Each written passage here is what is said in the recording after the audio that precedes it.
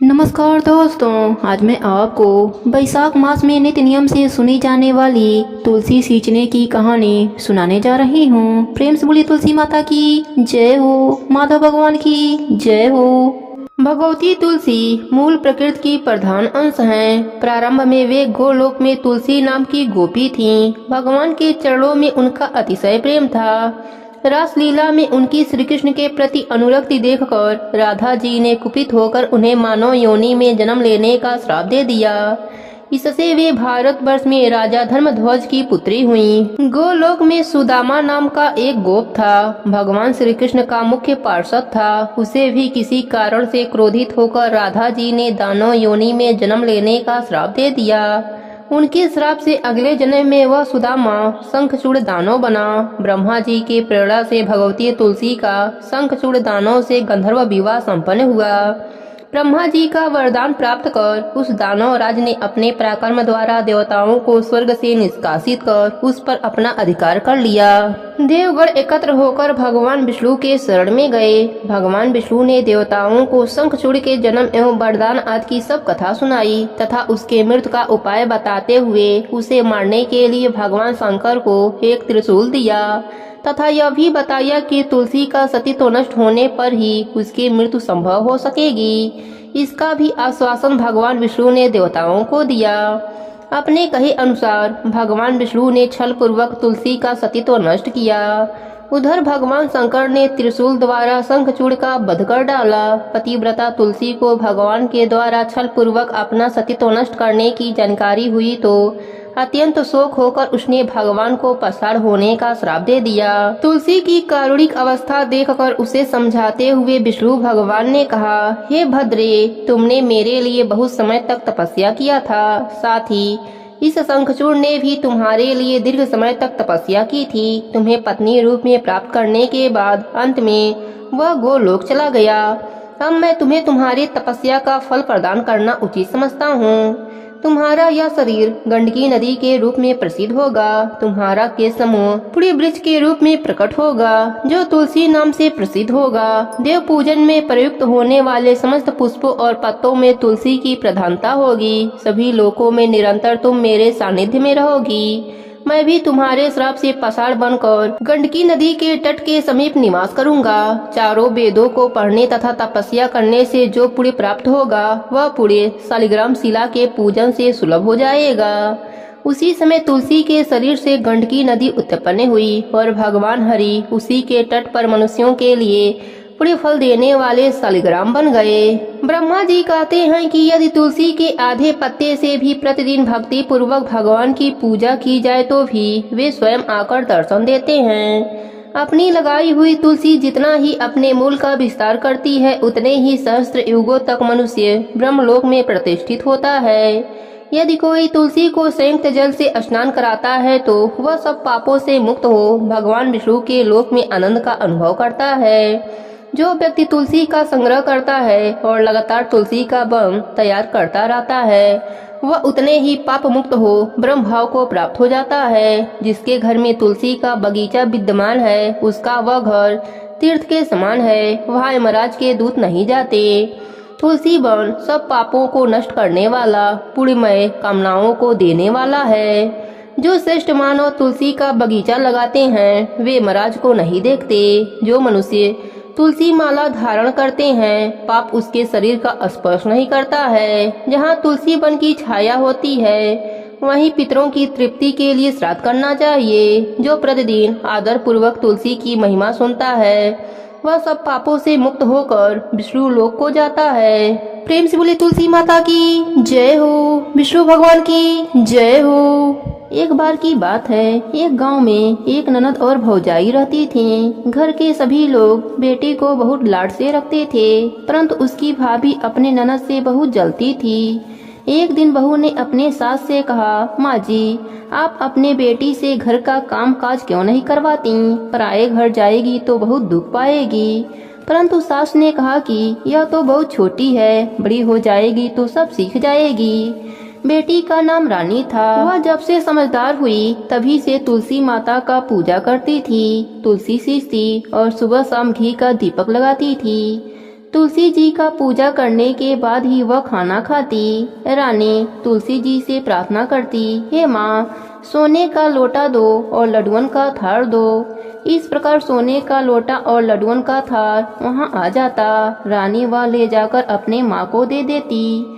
इसी तरह उनका घर चल रहा था। उनके घर में कभी अन्य धन की कमी नहीं हुई। एक दिन उसकी माँ अपने बेटे से बोली, बेटा, रानी का विवाह का समय हो गया है, तुम उसके लिए घर बार खोज दो। तभी उसकी भाभी बोली, मेरे जान पहचान की एक शादी है, रानी की शादी वहीं करा दी जाए। रानी की शादी हो गई। वह बहुत ही गरीब थे। सुबह हुआ तो रानी ने अपने सास से कहा, मैं पहले तुलसी जी की पूजा करूंगी, उसके बाद ही अन्न ग्रहण करूंगी। सास बोली, हमारे यहाँ तो तुलसी का पौधा नहीं है। रानी को उसके ननद के साथ पड़ोस में लगी तुलसी के पौधे के पास भेज दिया। रानी ने तुलसी जी की पूजा करी और वही मांगा जो हमेशा मांगती थी, सोने के लोटे में जल दो और लड्डुअन का थाल दो। दोनों चीजें उसके सामने आ गए। रानी ने वह लोटा और थाल पड़ोसन को दे दिया। पड़ोसन तो बहुत खुश हुई और कहा, बहू, तुम रोज पूजा करने आया करो। जब वह दोनों घर आए तो ननद ने अपने माँ को पूरी बात बताई। सास गुस्से से बोली, अब देखती हूँ कि यह अब कैसे तुलसी पूजा करने पड़ोस में जाती है। सुबह रानी ने तुलसी पूजा के लिए कहा तो सास पहले से ही गुस्से में बैठी हुई थी। उसने कहा, कोई पूजा नहीं होगी, चलो काम पर लग जाओ। रानी बहुत दुखी हुई। उसने कुछ भी नहीं खाया। इसी तरह 4-5 दिन निकल गए और वह भूखी प्यासी ही रही। रात में तुलसी माँ ने सपने में दर्शन दिया और बोली, बेटी, तुम आजकल मुझे जल से सींचने नहीं आती, मेरी पूजा पाठ भी नहीं करती, दिया भी नहीं जलाती हो। तब रानी ने कहा, मेरे ससुराल में तुलसी का पौधा नहीं है तो मैं कैसे पूजा करूं? तब तुलसी माता ने कहा, उठो और घर के आंगन में देखो, वहाँ तुलसी का पौधा है। रानी जब सुबह उठी तो उसने देखा सच में आंगन में तुलसी का पौधा था और उसमें हीरे मोती लटक रहे थे। वह बहुत खुश हुई और पूजा की थाली लेकर आई और जल से तुलसी जी को सींचा, घी का दीपक जलाया, परिक्रमा करी और उसने कहा, हे माँ, सोने के लोटे में जल दो और लड्डुअन का थाल दो। दोनों उसके आगे आ गए। बहू ने ले जाकर वह दोनों चीजें अपने सास को दे दिया। वह चकित होकर पूछा, यह सब कहाँ से आया? तब बहू ने पूरी बात बताई। सास ने आंगन में जाकर देखा तो आंगन में तुलसी का पौधा जगमगा रहा था। सास को अपनी गलती पर बहुत शर्मिंदगी हुई। सास बहू से माफी मांगने लगी तो बहू ने कहा, माँ जी, उल्टी गंगा नहीं बहती, मैं आपके पाँव लगूंगी, आप तुलसी माता के पाँव लगिए। अब दोनों सास बहू और ननद रोज तुलसी जी की पूजा करने लगे, तुलसी सींचने लगे, तुलसी माता की कथा कहानी सुनने लगे। हे तुलसी माता, जैसे आपने रानी पर अपनी कृपा करी, वैसे ही अपने सभी भक्तों पर अपनी कृपा बनाए रखना। प्रेम से बोलिए तुलसी माता की जय हो। एक समय की बात है, एक गांव में एक ब्राह्मण और ब्राह्मणी रहते थे। उनके कोई भी संतान न थी। ब्राह्मण नित्य नियम से सुबह नदी में स्नान करने जाता और घर आकर पूजा पाठ करता था। एक दिन ब्राह्मण नदी स्नान करने के बाद जाने लगा तो पीछे से किसी ने आवाज दी, बाबा, मैं भी आऊं। उस ब्राह्मण ने पीछे मुड़कर देखा पर वहाँ कोई नहीं था। फिर से चला तो फिर से आवाज आई, बाबा, मैं भी चलूं। ब्राह्मण ने सोचा, कोई दिखाई तो देता नहीं, कौन बुला रहा है। फिर ब्राह्मण ने कहा, भूत प्रेत हो तो मत आना, कोई देव हो तो आना। इतने में एक छोटी सी कन्या आई और बोली, बाबा, मैं आपके घर आऊंगी। ब्राह्मण ने अंगुली पकड़ाई और उसे घर लेकर आ गया। घर आने पर उसकी स्त्री बोली, यह कन्या किसकी है? वह कन्या बोली, माँ, मैं तेरी हूँ। ब्राह्मणी ने ब्राह्मण से पूछा, क्या बात है? ब्राह्मण ने सारी बात बताई। उन दोनों ने उसे बेटी कहकर पुकारा। वह दोनों पति पत्नी बहुत खुश हुए और बोले, इसका क्या नाम रखें? ब्राह्मण बोला, इसका नाम तुलसी रख देते हैं, यह हमारे आंगन की तुलसी है। अब तुलसी खेलने कूदने लगी। माता पिता भी उसे बड़ा प्रेम करते थे। वह बड़ी हुई तो माता पिता उसकी शादी की चिंता करने लगे। तब तुलसी बोली, मेरी चिंता आप मत करो, मुझे तो स्वयं भगवान श्री हरि लेने आएंगे, आप लोग तैयारियां करो। शादी का मुहूर्त निकला। कार्तिक शुक्ल एकादशी के दिन तुलसी जी का विवाह शालिग्राम जी के साथ हो गया। जब तुलसी जाने लगी उसके माता पिता रोने लगे। बेटी, हम तुम्हें कहाँ लेने आएंगे? तब तुलसी ने कहा, माता पिता, आप मेरी चिंता मत करना, मेरा ससुराल द्वारिका धाम है। आप जब याद करोगे तो मैं आ जाऊंगी। आप अपने आंगन में तुलसी लगाना, उससे मन को शांति मिलेगी। आंगन के तुलसी को आप सदा हरा रखना, उसकी पूजा अर्चना करते रहना। इतना कहकर तुलसी विदा हो गयी। ब्राह्मण और ब्राह्मणी अपने आंगन की तुलसी की पूजा अर्चना करने लगे। कुछ दिनों के बाद ब्राह्मण और ब्राह्मणी की मृत्यु हो गई। उन्हें लेने बैकुंठ लोक का विमान आया और वह दोनों ब्राह्मण और ब्राह्मणी बैकुंठ धाम को चले गए। हे तुलसी माता, जैसे आपने ब्राह्मण और ब्राह्मणी पर अपनी कृपा करी, वैसे ही अपने सभी भक्तों पर अपनी कृपा बनाए रखना। कहानी अधूरी हो तो पूरी करना, पूरी हो तो मान रखना। प्रेम से बोलिए तुलसी माता की जय हो, विष्णु भगवान की जय हो।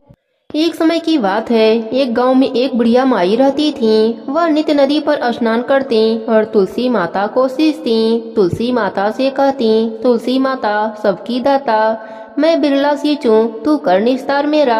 तुलसी माता सुहाग दे, लडुआ दे, पीताम्बर की धोती दे, मीठा मीठा ग्रास दे, बैकुंठ का वास दे, चटके की चाल दे, पटके की मौत दे, चंदन की गांठ दे, झालर की झंकार दे, साई का रास दे, दाल भात का जीवन दे, 11 की मौत दे और कृष्णा की कांधा भी दे दे। बुढ़िया माई रोज तुलसी सींचने के बाद यही बात कहती थी। उनकी बात सुनकर तुलसी माता सूखने लगी।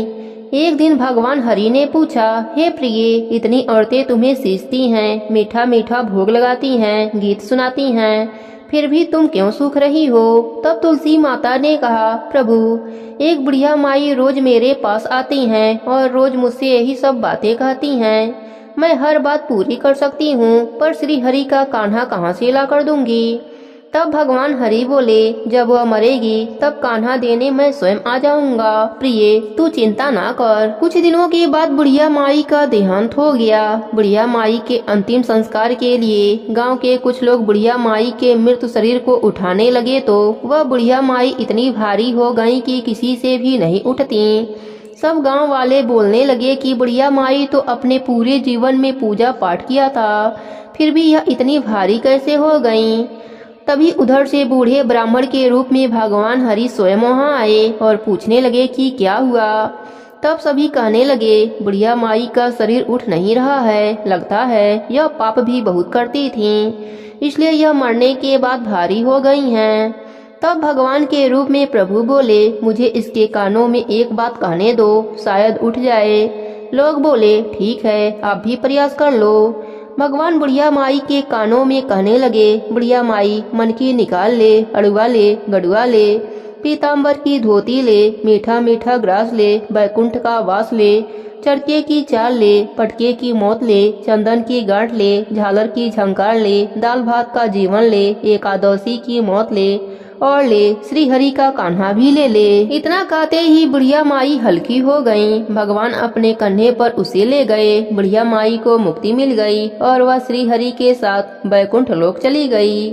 हे तुलसी माता, जैसे आपने बुढ़िया माई पर अपनी कृपा करी, वैसे ही अपने सभी भक्तों पर अपनी कृपा बनाए रखना। प्रेम से बोलिए तुलसी माता की जय हो, विष्णु भगवान की जय हो। एक नगर में एक गरीब ब्राह्मण अपने पत्नी के साथ रहता था। वह भिक्षा मांगकर अपना जीवन गुजारता और नारायण भगवान की पूजा में लगा रहता था। वह उतना ही भिक्षा मांगता जिससे उसके व परिवार का पेट भर सके।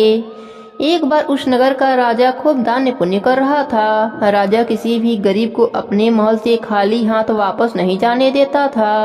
दूर दूर से गरीब राजा के पास आते और मुंह मांगा दान लेकर चले जाते थे। एक दिन ब्राह्मण की पत्नी ने ब्राह्मण से कहा कि आपने सुना, राजा आजकल खूब दान कर रहा है, आप भी जाइए और राजा से कुछ मांग कर लाइए। ब्राह्मण ने अपने पत्नी को समझाते हुए कहा, तुम तो बावरी हो, हमें धन की क्या जरूरत, हमें इतना तो मिल ही जाता है जिससे हम अपना पेट भर सकें, और राजा का धन अच्छा नहीं होता, वह हमें नहीं लेना चाहिए। लेकिन ब्राह्मण की पत्नी जिद पर अड़ गई और बोली, मैं तुम्हारी एक भी बात सुनने वाली नहीं हूँ। कब तक हम कंगाली में जीते रहेंगे? आप तो रोज माला लेकर बैठ जाते हो। अपने बच्चों को क्या खिलाएं, क्या पहनाएं? जब बच्चे दूसरे बच्चे को पहनते ओढ़ते और खाते पीते देखते हैं तो उनका भी मन ललच उठ जाता है। आज तुम राजा के पास जाओ, राजा बहुत भला व्यक्ति है, वह हमें जरूर मुँह मांगा दान देगा। मजबूर होकर ब्राह्मण राजा के महल की ओर चल दिया, पर राजा उस समय महल में नहीं थे।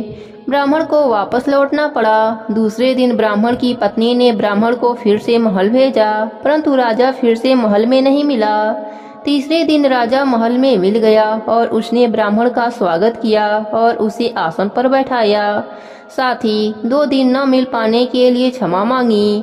राजा ने कहा, मैं आपकी क्या सेवा कर सकता हूँ? ब्राह्मण ने कहा, जो मैं मांगू वो आप दे सकेंगे। राजा ने कहा, हाँ हाँ कहिए, मैं आपका क्या सेवा कर सकता हूँ? ब्राह्मण ने निवेदन किया, महाराज मैं कुछ और नहीं चाहता, बस आप मुझे अपने पसीने की कमाई से 4 पैसे दान में दे दीजिए। ब्राह्मण की बात सुनकर राजा चौंक गया और सोचने लगा, खजाने में बहुत सारा धन पड़ा है, पर मेरे मेहनत की एक भी कौड़ी नहीं है। राजा ने ब्राह्मण से कहा, आप मुझे 1 दिन का समय दे दें, मैं कल आपको मुँह मांगा दान दे दूंगा। ब्राह्मण अपने घर लौट आया। ब्राह्मणी ने ब्राह्मण को जब खाली हाथ देखा तो वह बोली, क्या हुआ? राजा ने कुछ नहीं दिया। तब ब्राह्मण बोला, राजा ने कल देने के लिए कहा है। ब्राह्मण की पत्नी सोचने लगी, शायद इन्होंने बहुत सारा धन मांगा होगा और राजा को व्यवस्था करने में समय लग रहा होगा, इसलिए कल बुलाया है। दूसरी ओर राजा ने अपने राशि कपड़े बदलकर फटे पुराने कपड़े पहने और मजदूर जैसा भेष बना लिया। जब राजा की पत्नी ने देखा तब राजा से पूछा तो राजा ने सारी बातें बताई। रानी बोली, मैं भी आपके साथ चलूंगी। राजा मान गए। अब रानी भी पुरानी साड़ी पहनकर आ गईं। इस प्रकार राजा रानी मजदूर की तलाश में शहर निकल गए। लुहारों की मोहल्ले में जाकर राजा ने आवाज लगाई, किसी को मजदूर चाहिए। आखिर एक लुहार ने उन्हें बुला लिया, जो पहिए पर हाल चढ़ाने की तैयारी कर रहा था। उसने राजा से कहा, देखो तुमको पहले खलात धोपनी पड़ेगी और जब आग आ जाए उसके बाद घन पीटना होगा। फिर रानी की ओर देखकर कहा, तुम्हें कुएं से पानी लाकर ओदी भरनी होगी और कोयले वाले घर से कोयला लेकर भट्टी में डालना होगा। तुम दोनों को दिन भर में 2-2 आने मिलेंगे। अगर काम पसंद हो तो बोलो, नहीं तो अपना रास्ता नापो। राजा रानी लोहार के बताए काम को करने लगे। राजा खलास धोकने लगा, पर उससे काम ठीक से नहीं हो पा रहा था। लोहार नाराज होकर राजा को ठीक से काम करने के लिए कहता। राजा जैसे तैसे अपना काम करने लगा। रानी भी कुएं से पानी भरकर लाने लगी। रानी के हाथ में फफोले पड़ गए। किसी तरह बड़ी कठिनाइयों से उसने पानी का ओदी भरा। उसके बाद रानी कोयला लाकर भट्टी में डालने लगी। कोयले भरने से रानी के गोरे हाथ और कपड़े काले हो गए। भट्टी में आग आने पर लोहार ने भट्टी में से निकालकर पहिए पर जमाई और एक घन अपने हाथ में लेकर और एक राजा के हाथ में देकर कहा, देखो बारी बारी से घन इस पर पटकना, हाथ इधर उधर ना होने पाए। राजा जोर जोर से घन पटकने लगा, लेकिन उसका निशाना ठीक से नहीं बढ़ता था। कभी घन हाल पर गिरता तो कभी पहिए पर। मजदूरों का यह हाल देखकर लोहाइन बड़बड़ाती हुई आई और लोहार से कहने लगी, तुमने कहां से यह नौसिखिया मजदूर काम पर लगा लिए? इनसे काम नहीं होगा। यह मजदूर तुम्हारा सब काम बिगाड़ देंगे। राजा रानी उन दोनों की फटकार सुनते सुनते अपना काम मन लगाकर करते रहे। घन पटकते पटकते राजा का शरीर पसीने से तरबितर हो गया और जोर जोर से सांसें चलने लगी। रानी भी पानी भरते भरते और कोयला झोंकते झोंकते थक कर चूर हो गयी। दोनों ने पूरे दिन बहुत मेहनत की। लोहार ने राजा रानी को 2-2 पैसे दिए, जिसे वह बड़ी खुशी खुशी से लेकर महल आ गए। आज उन्हें पता चला कि मेहनत की कमाई कैसी होती है। राजा ने 4 पैसे अलग रख दिए और अगले दिन ब्राह्मण को बुलाकर उसे दे दिया। ब्राह्मण राजा को आशीर्वाद देकर घर लौटा और ब्राह्मणी से कहा, लो मैं राजा के यहाँ से दक्षिणा ले आया हूँ। ब्राह्मणी खुश होकर दौड़ती हुई आई, पर उसने जब 4 पैसे देखा तो वह ठिठक कर रह गई और उन्हें दूर फेंक दिया। वह जल भूनकर ब्राह्मण से बोली, तुम जैसा दरिद्र राजा के वहाँ से जाकर भी कुछ न मांग सके, शर्म भी नहीं आती, कहकर रूठ कर चली गई और बहुत देर तक बड़बड़ करती रही। ब्राह्मण ने उन 4 पैसों को उठाकर तुलसी के पौधे के पास रख दिया और सोचा जब ब्राह्मणी शांत हो जाएगी तो जरूरत पड़ने पर उठा लेगी। परंतु कई दिनों तक वह पैसे वहीं रखे रहे और फूल पत्ते ऊपर से गिरकर मिट्टी में दब गए। ब्राह्मण और ब्राह्मणी दोनों ही उस सिक्कों के बारे में भूल गए। कुछ समय बाद तुलसी घर में 4 पौधे उगे। चारों पौधे बहुत ही सुंदर थे। यह देखकर ब्राह्मणी रोज उनमें पानी डाल देती। कुछ समय बाद वह पौधे बड़े हो गए और उनमें फूल लगने लगे। फूल सूखने पर उनमें से मोती झड़ने लगे। ब्राह्मण और ब्राह्मणी ने कभी मोती नहीं देखा था। वह समझे कि कोई बीज होगा। हर रोज काफी फूल झड़ते और बहुत मोती पूरे तुलसी घर में बिखर जाते। ब्राह्मणी उन मोतियों को समेटकर घर के एक कोने में डाल देती। इस तरह वहाँ मोतियों का ढेर लग गया। एक दिन एक सब्जी वाली आई। ब्राह्मणी को सब्जी लेनी थी पर उसके पास पैसे नहीं थे। उसने सब्जी वाली से कहा, क्या तुम इन चमत्कार बीजों के बदले सब्जी दे सकती हो? सब्जी वाली ने देखा तो वह पहचान गई कि यह तो मोती हैं। उसने खुशी खुशी ब्राह्मणी को उन मोतियों के बदले उनके मनपसंद की सब्जी देने लगी। अब से हर रोज ऐसा होने लगा। ब्राह्मणी और सब्जी वाली दोनों ही खुश थे। सब्जी वाली यह सोचकर खुश थी कि मुझे 1 पैसे की जगह हजारों का माल मिल जाता है और ब्राह्मणी यह सोचकर खुश थी कि इन बीजों के बदले सब्जी मिल जाती है। इस प्रकार कुछ समय बीत गए। उधर राजमहल में कई हंस थे जो मोती चुंगते थे। राजा का यह नियम था, जब राजहंस मोती चुंगते उसके बाद ही राजा और उनका परिवार भोजन करता था। एक समय राजा का राजकोष खाली हो गया। अब राजा को मोती खरीदने के पैसे न थे। यह खबर पूरे नगर में फैल गई। ब्राह्मण और ब्राह्मणी को जब यह पता चला तो उन्होंने यही विचार किया कि राजा बहुत दानी और नेक दिल का है। उसने अपना सब कुछ दान कर दिया, यहाँ तक कि उनके पास खाने तक का कुछ भी नहीं है। ऐसे हालात में हमें उन लोगों की कुछ सहायता करनी चाहिए। ब्राह्मण ने ब्राह्मणी से कहा, अगर तुम कहे तो इनमें से कुछ बीज राजा को दे आऊं। तो वह कहती है कि इनसे सब्जी और खाने की चीजें मिल जाती है। रोज इसके बदले मैं सौदा लिया करती हूँ। ऐसा कहकर ब्राह्मणी एक कटोरी बीज भरकर लाई। ब्राह्मण राजा के पास पहुँचा। उसे वह मोती दिए और राजा को बताया कि यह मेरे घर की तुलसी का बीज है। राजा उन मोतियों को देखकर चौंक गया। राजा उन मोतियों को हंस को दिया। राजहंस उन्हें चुगने लगे। यह देख राजा ने ब्राह्मण से कहा, 1 मोती सैकड़ों रुपए का है। सच बताओ, आपके पास इतना मोती कहाँ से आया? ब्राह्मण बोला, महाराज, ऐसे बीज तो हमारे घर पर बहुत हैं। राजा अपने मंत्रियों के साथ ब्राह्मण के घर पहुँचे और उन चारों पेड़ों को देखा। पूछताछ में उन सिक्कों वाली बात सामने आ गई। जब पेड़ों को देखा गया तो उनके जड़ के पास वही सिक्के चिपके हुए मिले। आज ब्राह्मण ब्राह्मणी को मालूम हुआ कि उनके पास लाखों करोड़ों की दौलत है, जिसे वह साधारण बीज समझते थे। ब्राह्मण ने सोचा कि मेरे लिए यह धन किस काम के। ऐसा सोचकर ब्राह्मण ने सारे मोती राजा को दान में दे दिए। राजा की आंखें भी खुल गई। मेहनत के धन की कीमत उन्हें मालूम हो गई। उस दिन राजा ने प्रण कर लिया कि मैं खजाने के पैसों में से एक भी पैसा अपने खर्च में नहीं लगाऊंगा। अपना खर्च मेहनत करके चलाऊंगा। खजाने और ब्राह्मण के दान से राजा ने जनता के हित में कई धर्म कर्म के काम शुरू कर दिए। हे तुलसी माता, जैसे आपने गरीब ब्राह्मण पर अपनी कृपा करी, वैसे ही अपने सभी भक्तों पर अपनी कृपा बनाए रखना। प्रेम से बोली तुलसी माता की जय हो।